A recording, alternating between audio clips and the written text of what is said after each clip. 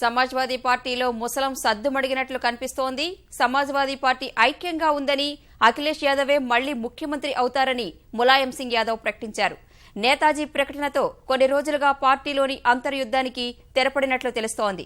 యూపీలో జరగనున్న ఎన్నికలకు త్వరలోనే ప్రచారాన్ని ప్రారంభిస్తామన్న ములాయం తామే విజయం సాధించి మరోసారి అధికారాన్ని ఏర్పాటు చేస్తామని ధీమా వ్యక్తం చేశారు. ఎన్నికల వేళ సమాజ్వాదీ పార్టీలో కుటుంబ కలహాలు ఇంతింతై ఆఖరికి చీలిక వరకు వచ్చాయి. జాతీయ అధ్యక్షుడు ములాయం సింగ్ యాదవ్ తన కుమారుడు యూపీ ముఖ్యమంత్రి అఖిలేష్ సహా మరో సోదరుడైన రామ్ గోపాల్ యాదవ్ ను పార్టీ నుంచి బర్తరఫ్ చేశారు. దీన్ని తీవ్రంగా పరిగణించిన అఖిలేష్ మద్దతుదారులను కూడగట్టి తానే పార్టీకి జాతీయ అధ్యక్షుడిగా ప్రకటించుకున్నారు.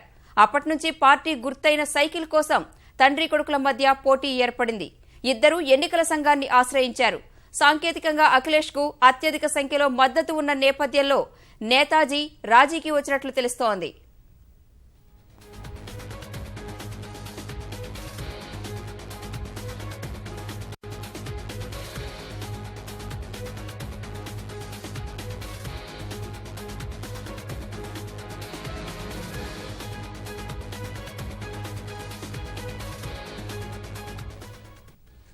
సమాజ్వాదీ పార్టీలో ముసలం సద్దుమడిగినట్లు కనిపిస్తోంది. సమాజ్వాదీ పార్టీ ఐక్యంగా ఉందని, అఖిలేష్ యాదవే మళ్లీ ముఖ్యమంత్రి అవుతారని ములాయం సింగ్ యాదవ్ ప్రకటించారు.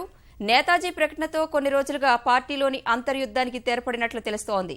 యూపీలో జరగనున్న ఎన్నికలకు త్వరలోనే ప్రచారాన్ని ప్రారంభిస్తామన్న ములాయం తామే విజయం సాధించి మరోసారి అధికారాన్ని ఏర్పాటు చేస్తామని ధీమా వ్యక్తం చేశారు. ఎన్నికల వేళ సమాజ్వాదీ పార్టీలో కుటుంబ కలహాలు ఇంతింతై ఆఖరికి చీలిక వరకు వచ్చాయి.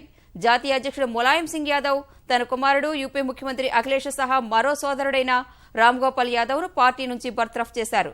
దీన్ని తీవ్రంగా పరిగణించిన అఖిలేష్ మద్దతుదారులను కూడగట్టి తానే పార్టీకి జాతీయ అధ్యక్షుడిగా ప్రకటించుకున్నారు.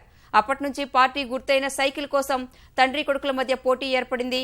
ఇద్దరూ ఎన్నికల సంఘాన్ని ఆశ్రయించారు. సాంకేతికంగా అఖిలేష్ కు అత్యధిక సంఖ్యలో మద్దతు ఉన్న నేపథ్యంలో నేతాజీ రాజీకి వచ్చినట్లు తెలుస్తోంది.